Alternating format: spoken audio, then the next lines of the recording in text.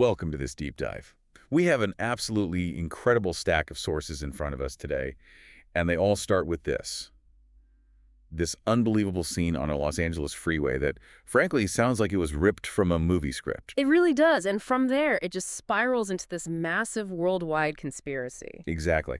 Our mission today is to try and connect all these seemingly random dots. We're talking about everything from a rare Rolls-Royce in Newport Beach to a secret military base in D.C. and even a medieval fortress in Corsica. And through it all, you have high-stakes art theft, you have deep military corruption, and multiple murders that span entire continents. It's a profound look at how deep corruption can go. It really is. So we're basically tracing how this stolen Soviet art becomes a kind of currency for Russian oligarchs, U.S. military brass, and even the Corsican mob. It's an entire ecosystem of crime, hidden in plain sight. Okay, let's just jump right in, because the starting point is not just unbelievable, it's this moment of bizarre, localized chaos that completely derails a huge global crime. Right. An act of God, almost. Or an act of failing L.A. infrastructure. Which might be the same thing. We begin on the 405 freeway, northbound lanes near El Segundo Boulevard. You know, this stretch of road, it's famous for just relentless traffic. Always. So the sources, they paint this incredible picture. It's late at night, and an earthquake aftershock hits. Not even the main quake, just a ripple. Just a ripple, but it's enough. It finds the weakest point in LA's infrastructure, and that weak point happens to be a massive water main belonging to the city of Inglewood. And it doesn't just leak, it ruptures spectacularly. Yeah, this is a full-on aquatic disaster. The reports describe 30-foot geysers of water just blasting straight up into the air.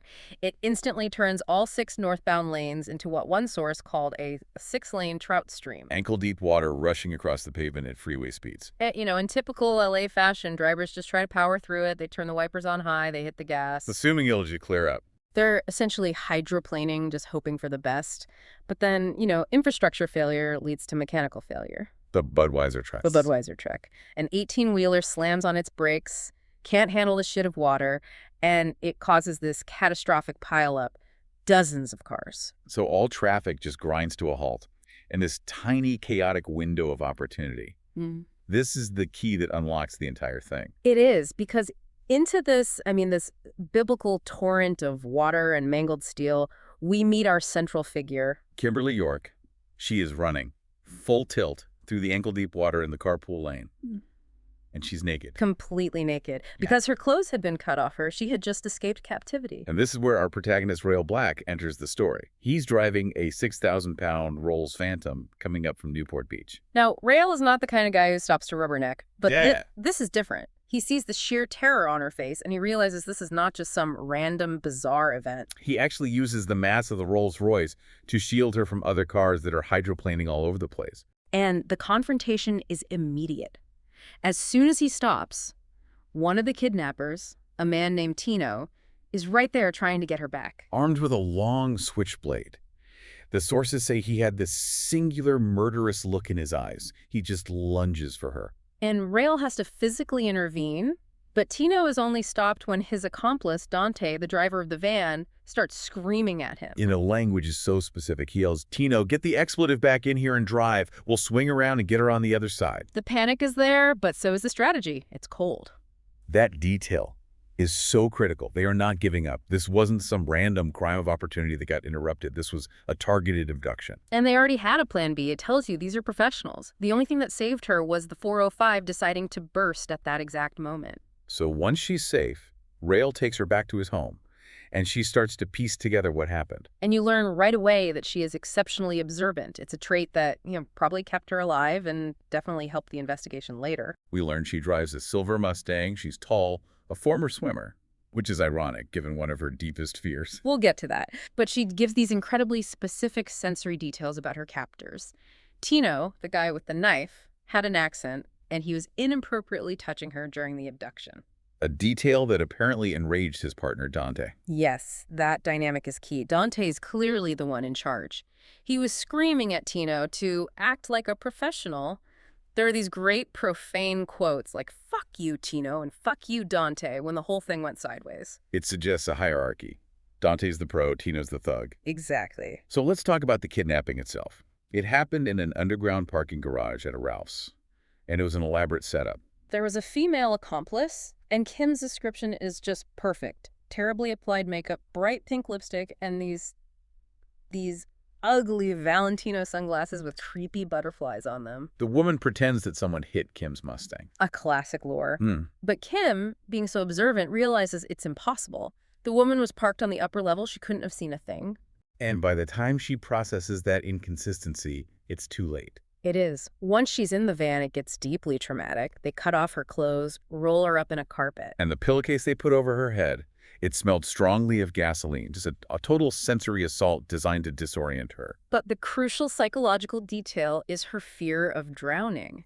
She tells Rail she has this almost sickening fear of drowning, and she's terrified of boats. And that's the fear that ultimately drives her to escape. It is. Her escape wasn't just a rash decision. She'd been working on it the whole time, using her broken fingernails to scratch away at the tape on her wrists. And those fingernail fragments were later found at the garage, which completely corroborated her story. So when the van stops in traffic and she sees those massive geysers of water shooting into the air, she knows this is it, her only chance. The very thing she's terrified of, the water becomes her path to freedom. She just jumps from the van into the flood, naked and running for her life. So Rail Black takes her from this utter anarchy on the freeway back to his estate, 1001 Dove Way in Beverly Hills. Yeah. And we have to pause here because the contrast is just staggering. Oh, it's essential to the story. The estate is a 17,000 square foot Spanish hacienda. And the sources make a point of saying this place is less a house and more a monument to what they call Beverly Hills myth-making. A world where money just insulates you from reality. A concept that, really defines this entire conspiracy. Even the architecture is part of it. There's a hidden elevator described as both erotic and soundproof that connects the master suite to the underground 16-car garage. Erotic and soundproof. That combination really tells you everything about the kind of clandestine activities the house was designed for. And the art inside that elevator. I mean, it's this painting of a bare-chested conquistador on a horse being clutched by a Vargas-style pinup girl. It's just this perfect, over-the-top image of aggressive male wealth taking what it wants. A literal visualization of the power dynamics we're about to see play out. And of course, the house has its legends. The Howard Hughes connection is the big one. The rumor that he lived naked in the pool house, just watching Citizen Kane on a loop. Rail himself says these myths are necessary. They're part of the package. They justify the extravagance. And it's into this world of curated excess that this traumatized, half-dressed woman is brought. And that's where we meet Mallory. Rail's valet. Yeah. Impeccable with a clipped accent. And he is the perfect, unflappable foil to all the chaos. He sees Kim covered in mud and trauma and treats her, as the source says, like a Marquesa. His dry wit is great, too. When Kim is trying to compose herself and says the Yorks are a reserved lot, Mallory just winks at Rail. He gets it immediately. He's resourceful, too. Immediately finds a full wardrobe for her. He handles this insane situation with the same calm he uses to park a Rolls-Royce. But that sanctuary doesn't last long. The immediate aftermath shows just how efficient and ruthless these people are. Right. Rail Black is shot not long after. He ends up in Cedars-Sinai for extensive hospitalization. He was already a target. But saving Kim just moved him to the top of the list. And the cover-up starts the second the abduction fails. Kim's apartment is professionally ransacked. They're looking for something specific. We later find out it's a flash drive. But their methods, they're not just messy. They're systematic. They slash her clothes, her drapes. And crucially, they shatter every single piece of glass in the apartment. Every mirror, even the shower door. And that's not random vandalism. That suggests they're trying to erase any trace of her, any reflection, or maybe looking for any surface that could hold fingerprints or fibers. It shows how frantic they were. They knew she had something vital. So while he's recovering, Rail mobilizes his own network. He calls a friend, Benny Joe. Benny Joe, described as a brilliant screenwriter, a brilliant drunk, and a photographic genius. And a man who uses the word fuck constantly. Nice little contrast to Mallory's formal tone. A stark contrast. Rail needs Benny Joe to enhance some photos of the crash taken by a civilian, a guy named Walter Kempthorne. Right. Rail's hoping maybe they can get a clear shot of the van or maybe Tino's face in the background. But that action has immediate, fatal consequences. For the loose ends, Walter Kempthorne's nephew, Jacinto Videz, who went by Kiki, he's a 15-year-old kid, a Guatemalan associate of Dante's. He's silenced. Quickly, his body is found in East L.A. behind a dry cleaner's. The police initially assume it's local gang violence, Yeah. Los Tigres. But this is where the violence becomes a very specific, very global calling card. Kiki Videz's body. It was found with his arms cut off. Which Detective Monarca, the lead investigator, immediately flags as highly unusual. Monarca even talks to the gang leader, Reynaldo Cruz, who is very clear. He says Los Tigres does not do that. His quote is, "They only fuck you up when you're alive." The dismemberment was deliberate misdirection, but it failed. It failed because the investigation quickly uncovered that cutting off the arms is a signature terror tactic of the Corsican mob. A ritualistic way of silencing someone that sends a message of ultimate finality. And this confirms two huge things. One, Kiki was killed by Dante's team because he was a witness, or maybe he had the photo negatives. And two, it definitively links this LA abduction to high-level organized crime in the Mediterranean. The conspiracy just went global. In a big way. So the moment that Corsican signature appears, it's obvious Kimberly York was not just some random victim.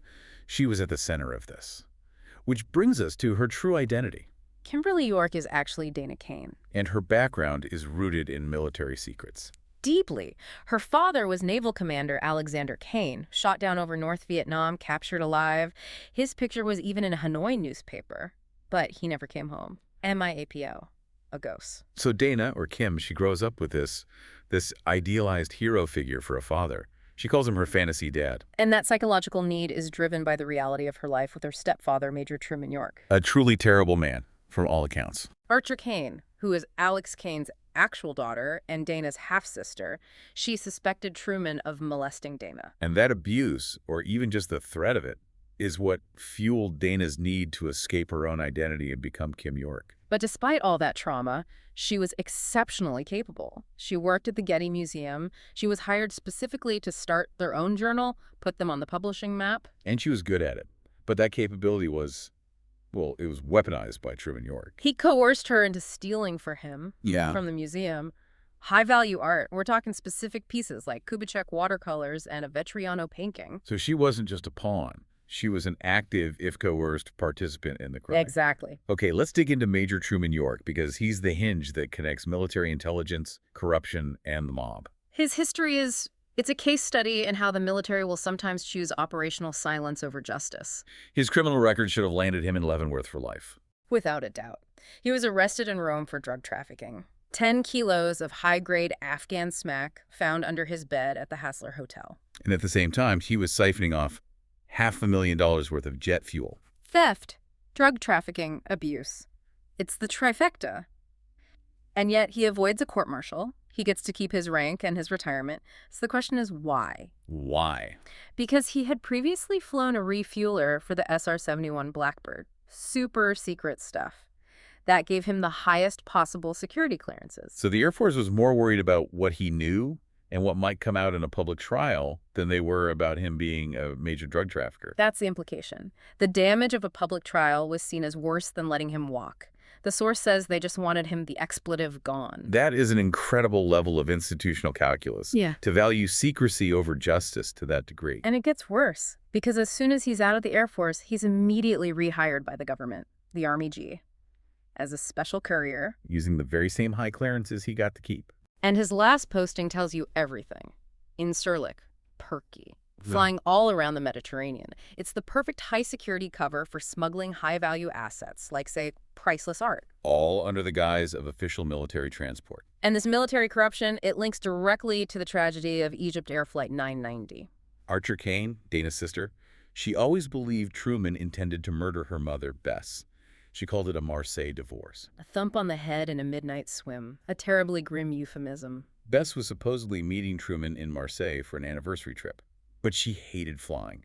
And crucially, she boarded the plane in LAX while he boarded the same flight later at JFK. Archer was convinced that was intentional, to get her alone and vulnerable. Now, the official story of Flight 990 is that it was suicide by the relief first officer, Gamil Abatoudi. The plane went into this steep dive, close to the speed of sound. The Egyptian government denied that for years, for cultural and economic reasons. But the investigation itself was filled with these military anomalies. Which is where Truman York comes back in. The captain, El Habashi, was apparently very concerned about a passenger who boarded without the right paperwork. A ramp agent named Bastet, she saw the whole thing.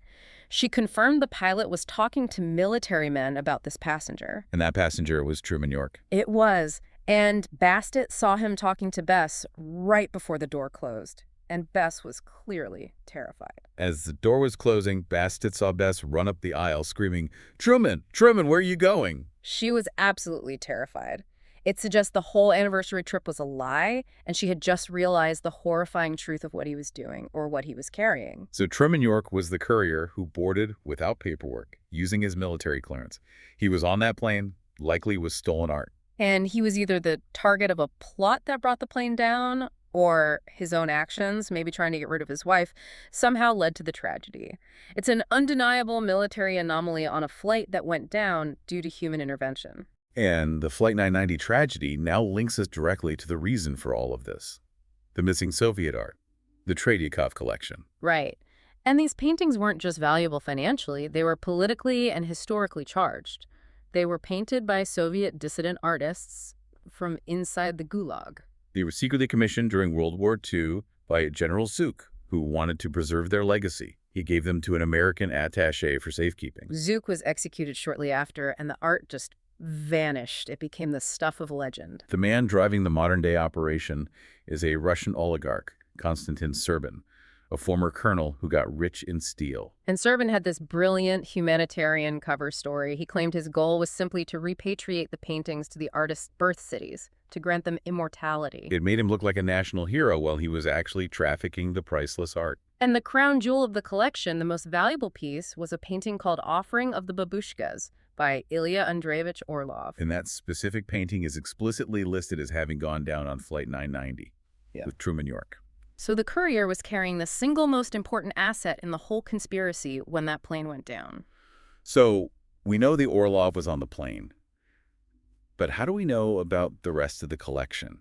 And what's the proof tying Serbin to all of this? That brings us back to Kim Donna and her flash drive. Hidden in the most ingenious place, a small cactus dollhouse with a label that said, "Hug me, I'm lonely." Rael recognized it immediately as her attempt to create a safe space for herself, a cactus womb, he called it, reflecting her stolen innocence and her desperate need for a sanctuary after a lifetime of abuse. The symbolism is just, wow. The cactus, this hard, spiky exterior she had to grow to survive. But the label, "Hug me, I'm lonely," is just this raw, exposed vulnerability, the inner child. And the flash drive, her only hope for safety, was hidden deep inside. And the proof on it was absolutely damning. It had photos of all the paintings, information on all the artists, and the real smoking gun, a copy of the fake repatriation request, supposedly signed by Boris Yeltsin. Proof that Serbin's entire humanitarian mission was a carefully constructed lie. And an operation this massive. It couldn't have worked without serious military coordination. Which brings us to General Marlon Hood, the Army Chief of Staff. Hood was using a highly secure Army facility in D.C. called CITI-3 to store the art. The Combat Impact Trust Installation 3, or as it was known, the City of War. A chilling name. Hood himself admitted the Orlov painting was there before it got loaded onto that 767. So let's just be clear. The U.S. Army's high-security military installation was acting as a storage locker and logistics hub for a Russian oligarch's stolen art scheme. It's the absolute nexus of institutional corruption. This isn't just bad judgment. It's the weaponization of a military asset for personal gain. And Hood had plenty of incentive. He was divorced from a wealthy Wentworth. He was desperate for money. The sources also say he was fucking just about everybody in town, which suggests a huge network of compromised officials. Including Bibiana Cesarati, a Getty art expert who was also Serbin's girlfriend. A perfect criminal partnership. Cesarati provided the art expertise, the authentication, and Hood provided the secure military transport and storage. And Hood was directly connected to Truman York. He had helped York get an annulment and a transfer after domestic abuse charges. He was York's protector in the system. So when you connect all the dots, it's clear. York, the corrupt courier, was working for Hood and Serbin.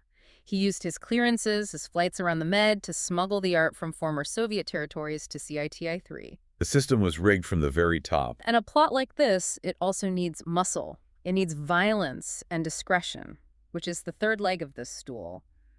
The Corsican mob. This brings us back to Dante and Tino and the real power behind them, Gaetano the hyena Bruzzi. Dante was captured using a fake French passport, but Detective Monarco's fingerprint check identified him quickly.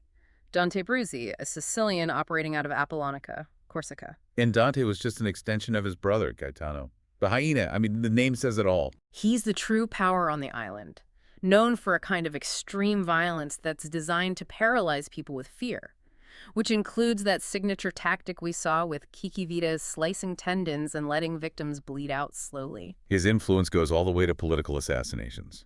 He was behind the El Hotel Eden bombing that killed a nationalist leader. Why? To stop Corsican independence, a stable, independent Corsica would have undermined the mafia's power. He profited from chaos. So you have a U.S. general, a Russian oligarch, and a Corsican mob boss all working together. Where does Kim or Dana fit into this? She wasn't just a victim, she made a tactical choice. She took photos of the art, and crucially, she took photos of the conspirators themselves, Hood, Serbin, Bruzzi, at a meeting at the Biltmore. And she gave copies to all of them as a form of insurance. But then she ran out of money, and she started using the information to blackmail them. And that sealed her fate. It did. Bruzzi was hired to silence her and get that flash drive back, probably with a side deal from Truman York, who also wanted all that evidence gone. Kim knew who she was dealing with. She knew who the hyena was. When she tried to leverage that knowledge for money, the only currency they paid her in was violence. To them, the secret was worth far more than her life. This trail of betrayal and murder, it leads Rail Black, still recovering from a gunshot wound, directly to the source. Apollonica, Corsica. He needs justice for Kim. And he uses his own past to track them. It's a fascinating detail. He uses the name of his boat, the San Ravel, which was named after a former Brazilian lover. He knows criminals recycle names and places that are important to them. And that clue leads him right to them. It does. It leads him up a rugged, secretive mountain in Corsica, which is the perfect backdrop for the hyena's operation. And that's where he finds the final piece of the puzzle, Tiziano Bruzzi. Gaetano's brother, nicknamed Pazzo, the crazy one. He's an autistic savant painter living in total isolation, and his talent it's almost supernatural. He can copy masterpieces so perfectly they are indistinguishable from the originals, down to the micro cracks from aging. And this is the giant aha moment. It is. Tiziano was painting perfect forgeries of the Tretyakov collection before they were ever repatriated. So Serbin's whole cover story, the military transport, they weren't moving the originals to the U.S. They were moving the fakes. Exactly. They could use the fakes to satisfy the repatriation requirements while the real masterpieces were fenced on the black market. And this circles right back to General Hood and CITI-3. Yes. Hood's detailed, extensive photographic records of the originals, the ones stored in that secret military vault. Yeah. They weren't just for inventory. They were the templates. Highly magnified details of every brush stroke, every flaw, so Tiziano could replicate them perfectly. A secret U.S. military vault was literally providing the source code for the Corsican mob's art forgery ring. Unbelievable. And Truman York. He didn't die on Flight 990, and Bruzzi didn't kill him right away. No, he was being held captive by the hyena at this massive fortress that was also a winery, a former refuge for the French papacy. The sources describe York as desperate and foolish. He probably thought he could still broker some kind of deal, leverage his clearances one last time. He completely miscalculated. His hubris led directly to Dana's death and his own capture. He was just another loose end to be managed. So Rail, with his allies Julian and Eddie Buffalo, they staged this incredible climactic escape. Pure chaos and timing. They use a high-powered motorcycle, a Rocket 3 for speed and brute force, and they time it to coincide with the annual Festival of the Return, Which celebrates Napoleon. It provides the perfect cover. They use the noise and distraction from the festival's fireworks crew to mask the sound of their approach and the explosions that follow. And Truman York's final fate. It's this act of cold, calculated justice from Rail. He doesn't just kill him. No. After this insane chase through the Corsican mountains, he has him shackled and delivered to the Turkish authorities. On an Interpol warrant, but not for the art, not for Kim's death, for his old, unpunished crimes. The 10 kilos of Afghan smack and the stolen jet fuel. Rail uses the system against him, forcing him to finally face the consequences of his original sins, a fate much worse than a quick death. And Rail also ensures that the muscle, the ones who directly cause Kim's suffering, pay a price. The confrontation with Tino at the fortress gate is something else. It's a masterclass in psychological warfare. Rail grabs Tino's arm through the steel bars of the gate and just yanks it twisting until his shoulder dislocates. Even though Rail himself is wounded. He's totally focused, and then he twists the metaphorical knife. He lies. He tells Tino that Dante's last words were, "Please don't cut off my arms." Playing directly on Tino's fear of the Corsican terror tactic. It's designed to shatter his loyalty, to make him understand the kind of monster he works for and what his own fate is likely to be. And his final confrontation is with the hyena himself, Gaetano Bruzzi. It's brutal. Close quarters knife fighting. Rail takes multiple serious wounds, including a deep cut to his thigh, but he manages to fight back to disrupt their attack. Bruzzi's ultimate fate is left a bit ambiguous, but Rail absolutely succeeds in crippling his operation. And the final confrontation with the mastermind Konstantin Serban is different. It happens at a lavish party in London. Serban is just completely indifferent to the art, to the lives lost. He's untouchable. Or so he thinks. The party ends with his guards forcing Rail and Archer outside. And in the chaos, Archer's bare feet are cut on broken glass. A deliberate, chilling parallel to Kim's naked, painful escape on the freeway. The violence just follows them. But Rail chooses to just leave Serban. He knows the network is collapsing. Justice doesn't always need to be a bullet. Serban's exposure is inevitable. To really understand that decision, you have to understand Rail Black himself. He's not just some rich guy. Not at all. He's the son of a British lord, a publishing magnate, and a famous Brazilian singer. He inherited a global empire. He's a man of immense wealth and privilege. But underneath that, he's something else entirely. He was a highly effective Delta Force operator, a sergeant. He only avoided being killed in battle because a general did him a kindness. So you have this tension, the lord versus the sergeant. And he was basically forced back to England by the Prime Minister to run his empire, but also to carry out a counter-assassination plot. He's a deep state operator. He understands the lethal calculus of power. And his philosophy is the key. He says, we're defined by the point we decide it's over.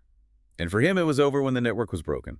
He avenged Kim not with blind rage, but with precise systemic justice. He delivered Truman to the authorities, he collapsed Bruzzi's operation, and he made sure the evidence was out there. He drew the line. So let's look at the final tally for everyone involved. General Marlon Hood was exposed and discredited. His affair with Bibiana Cesarati came out. His corruption was laid bare. His career was over. Dante, the professional, was captured by Detective Monarca, facing charges for the kidnapping and for Kiki Videz's murder. And Serban's empire is shown to be crumbling. Rail receives this cryptic piece of information in London, a copy of Serban's private guest list, 102 names. All of them dead, victims of Serban's past operations. And the list was delivered by a professional, someone with a name like a bank merger. The implication is clear.